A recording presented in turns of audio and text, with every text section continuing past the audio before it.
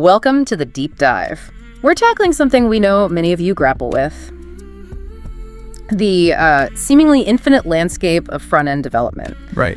It can feel like you're facing this bewildering array of tools and technologies and, well, no clear starting point. As one listener, Ben, put it so perfectly, it's like staring at a massive, intricate map with no clear path. Yeah, that feeling of being overwhelmed is completely understandable. I mean, the front-end world, it's just constantly evolving, isn't it? It really is. But as our source today highlights, it's a really insightful discussion from the Dev Discoveries podcast. They called it Navigating the Front-End Frontier, a roadmap to success. There's a logical way, a manageable way to navigate this terrain. Okay. Our goal today is kind of chart that path for you. Exactly. Our mission in this deep dive is to pull out that clear step-by-step roadmap from that Dev Discoveries conversation. We're going to unpack the essentials, the foundations, the key areas you really need to focus on to build a solid understanding and finally feel like, okay, I know where I'm going. So you ready to map this out with us? Absolutely. Yeah. Let's lay the cornerstone, which, as the Dev Discoveries folks really hammered home, is that foundational trio: HTML, CSS, and JavaScript. Right. The big three. Think of these as the essential building blocks for pretty much anything you see and interact with on the web. Okay, so HTML gives you the structure, right? The skeleton. Yeah. CSS makes it look good, handles all the styling, the visuals. And JavaScript, that's the interactivity piece, makes things happen. Exactly. Now, the Dev Discoveries experts, they stress it's not just about knowing of them, but really mastering them. What does that deeper understanding actually look like? Well, it's about understanding how they dance together. Yeah. You know, how HTML elements are targeted and styled with CSS. And a key thing there is grasping CSS specificity. You know, why some styles win out over others. And then how JavaScript reaches in and messes with both the HTML structure, that's the DOM, the document object model, and the CSS styles to make things dynamic. Right. And within CSS specifically, getting really comfortable with layout tools like Flexbox and Grid is, well, it's vital now for creating complex responsive design. Flexbox and Grid, okay. Yeah, think Flexbox for lining things up in one direction, a row or a column, and Grid for more complex two-dimensional stuff. Super powerful. And when we talk about mastering JavaScript, what are those core concepts someone really needs to nail down? We're talking the fundamentals, really. Variables, for storing data, functions for doing things. That crucial ability to manipulate the DOM, basically how JavaScript talks to the page and changes it. Okay. And really getting your head around asynchronous operations. That's a big one. Asynchronous, like fetching data from a server. Exactly like that. Think of it like ordering something online. You click buy, but you don't just stare at a frozen screen waiting. Right. Yeah. Other things happen. Yeah, the browser keeps working while it waits for the server's response. Super important for keeping the UI responsive, especially when dealing with networks.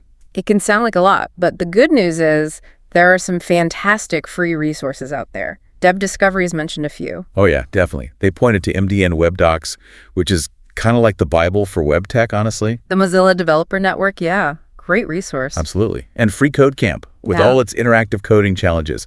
The Odin Project, which is this amazing free full stack curriculum. And of course, YouTube, just tons of great tutorials. So plenty of places to start digging in. Exactly. And they let you learn at your own speed, get your hands dirty, which is really the best way to make these things stick. Okay, so foundational trio nailed down. You've got a good handle on HTML, CSS, JavaScript. What's the next sort of essential step on this roadmap? According to Dev Discoveries, the next critical stage is getting comfortable with the essential tools. The things that underpin modern development, especially when you start working with others or on bigger projects. Tools, right? And right at the front of that line is version control systems, specifically Git. Git. Okay, so for anyone new to that term, what's the core idea? Why is it so indispensable? Okay, imagine you're writing a big document, right? Git is like having a save button that doesn't just save the current version, but saves every version you've ever saved, like snapshots in time.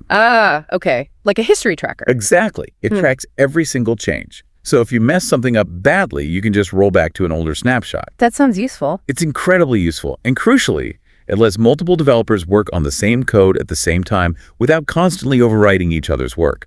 Platforms like GitHub then act as a central place online to store these Git projects, making collaboration way easier. And the Dev Discoveries folks made a point about using Git even if you're working alone, right? on personal projects. Yeah, and that's really smart advice. It's all about building good habits early on. Makes sense. Even solo, Git is like a safety net. You can try out crazy ideas, experiment, and if it all goes wrong, you just rewind. Plus, it forces you to be a bit more organized about your changes. It's a skill that just pays off everywhere. Right. So after Git, they moved on to package managers, like NPM or Yarn. What's their role? Think of them as librarians for your code. When you start using frameworks, libraries basically code written by other people to help you out. Your project depends on that external code. Dependencies. Exactly. Package managers like NPM Node Package Manager or Yarn, they handle installing all that external code, keeping it updated, managing different versions, removing stuff you don't need anymore. It automates what would otherwise be a huge headache. So you don't have to manually download and track everything? Precisely. As soon as you step beyond vanilla HTML, CSS, and JS and start using these powerful frameworks and tools, package managers become absolutely essential. They keep everything tidy. Okay, that makes sense. And that leads us nicely into what often feels like, well, maybe the most overwhelming part for newcomers, the framework maze. React, Angular, Vue, Svelte, Solid. It feels like you need to know them all. That's such a common feeling. And the Dev Discoveries podcast really hit that point. Their advice was clear and frankly pretty reassuring. Which was? Focus on learning one. Just one modern JavaScript framework or library to start with. You absolutely do not need to master them all at once. Oh, okay, breathe easy. Seriously. Think of it like learning, say, the guitar. Once you understand chords, rhythm, structure on one instrument, picking up the bass or ukulele is way easier. Good analogy. So they mentioned the big three, React, Angular, and Vue. Quick rundown. Sure. So React. It's known for being incredibly popular, huge community, massive ecosystem of tools and libraries, very flexible. Lots of jobs for React, usually. Generally, yes. Then there's Angular. It's more of a full, comprehensive framework, often called opinionated because it gives you a very structured way to build things. You see it a lot in big companies, enterprise stuff. Right, more batteries included, maybe? Kind of, yeah. And then Vue.js. Often praised for being easier to pick up, a gentler learning curve, very developer-friendly, great documentation, but still really powerful for complex apps. So distinct flavors. How does someone choose which one to dive into first? The Dev Discoveries advice was practical. First, maybe check out the job market where you are or where you want to work. See what companies are actually hiring for. Makes sense. Go where the jobs are. Or maybe just try the getting started tutorials for each of them. Spend a few hours. See which one just clicks for you. Which one feels more intuitive. Right. Personal preference plays a role. Definitely. And the key thing they stressed is once you get the core ideas like component-based thinking, managing state in one framework, those concepts are largely transferable if you decide to learn another one later. That's really good to hear. Take some pressure off. Okay, so you've picked a framework, you're building stuff. What comes next? Thinking about, getting your code ready for the real world, for deployment. Yeah, this is where build tools and bundlers come in. You'll hear names like Webpack or more recently Vite. Okay, build tools. What do they actually do? Essentially, they take all your development code, which might be spread across many files, maybe using fancy JavaScript features the browser doesn't understand yet, or using things like Sass for CSS. Right. And they process it all. They bundle your JavaScript into fewer, smaller files for faster downloads. They can optimize images. They compile that Sass into regular CSS browsers understand. They basically automate all the tedious tasks to get your project production ready. So making it efficient for the browser and the user. Exactly. Improving loading speed, performance, it's crucial. And alongside these build tools, Dev Discoveries also talked about responsive design and CSS preprocessors. How do they fit in? Well, responsive design isn't really optional anymore, is it? No, definitely not. It's just fundamental.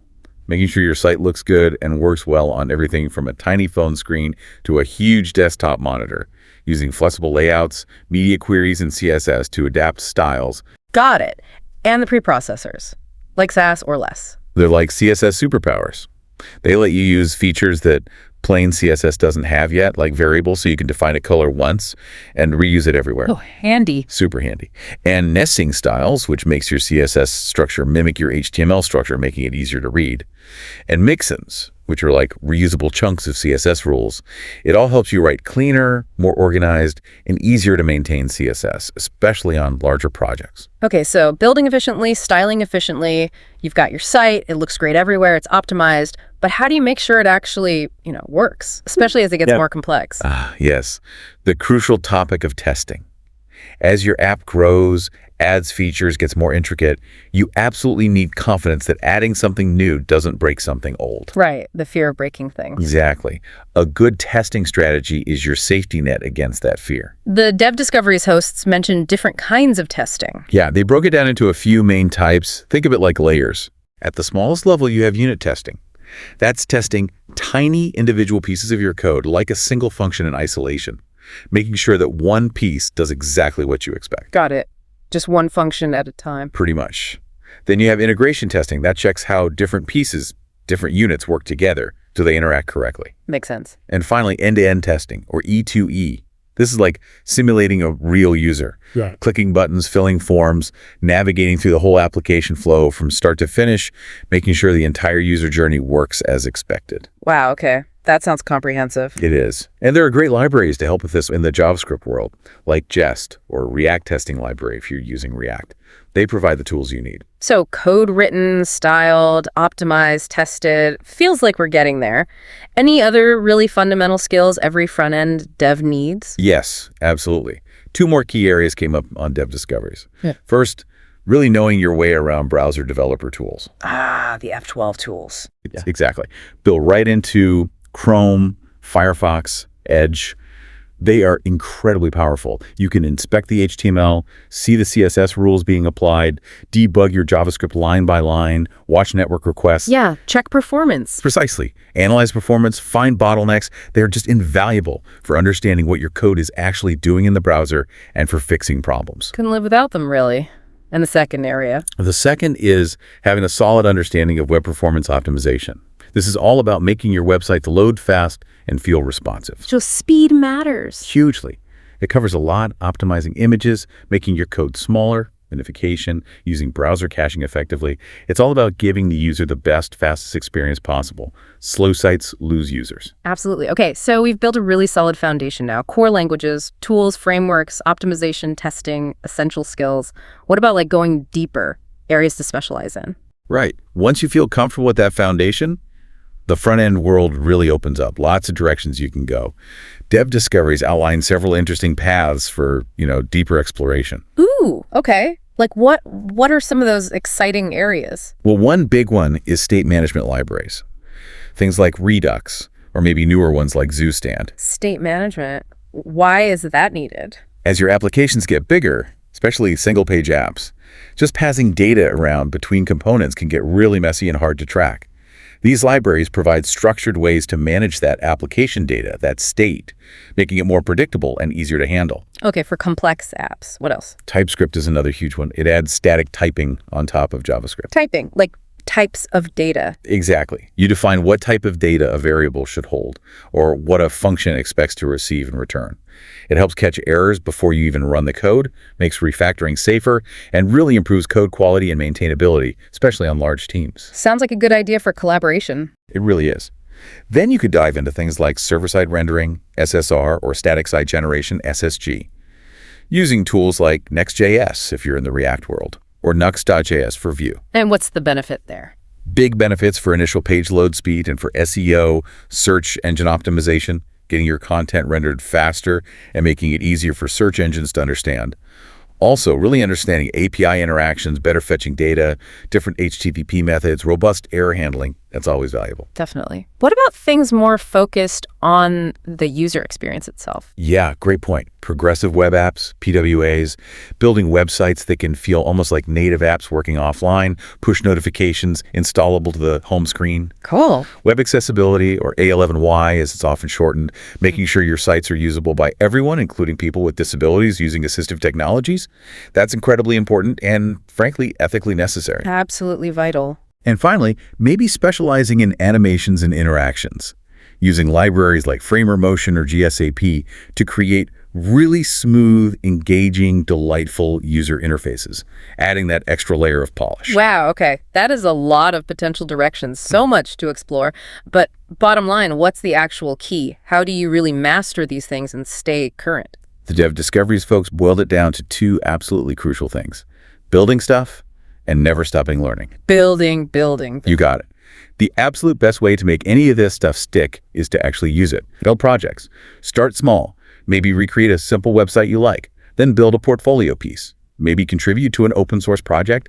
The more you build, the more real problems you hit, and the more you learn by solving them. Makes total sense. And the second key, continuous learning. Absolutely critical in front end. This field moves fast. So stay curious, follow smart people on social media, subscribe to newsletters, read blogs, listen to podcasts like Dev Discoveries they pointed out. Hey, good plug for them. Yeah, maybe attend some virtual conferences. But, and this is a really important caveat they made, don't try to chase every new shiny thing. Ah, the shiny object syndrome. Exactly. Oh. Focus on really understanding the core concepts, the fundamentals we talked about, then be selective. Explore new tools or techniques when they actually solve a problem you're facing, not just because they're new and hyped. That is such valuable practical advice. It's so easy to get overwhelmed by the constant stream of new frameworks and libraries. Totally. Stick to the fundamentals, build things, learn strategically. Okay, so bringing it all together then, what's the core message for someone feeling lost in that front-end frontier? I think the main takeaway is, yes, the roadmap looks long, maybe even intimidating, but it's totally manageable if you take it step by step. Start with that solid foundation. Yeah. HTML, CSS, JS. Get comfortable with Git and NPM Yarn. Learn one framework well. Understand build tools, responsive design, testing. Then start exploring those specializations that excite you. Focus on the foundation, then branch out. Precisely. It's a logical progression. And the single most important thread running through it all. Build. Build real things. Yeah. Hands-on experience is just unbeatable for learning and truly mastering this craft. So for you, our listener, as you think about everything we've kind of unpacked today, was there one specific concept, maybe one tool or one area of specialization that really jumped out at you? Maybe it was CSS grid, maybe the idea of TypeScript, maybe PWAs. Yeah, did anything spark some interest? Our challenge to you this week is just to pick that one thing and dedicate maybe just 30 minutes, an hour, find an introductory article, a short video tutorial, just start exploring it a little bit. Dip your toes in. Exactly. Start small, stay curious, and keep taking those intentional deep dives.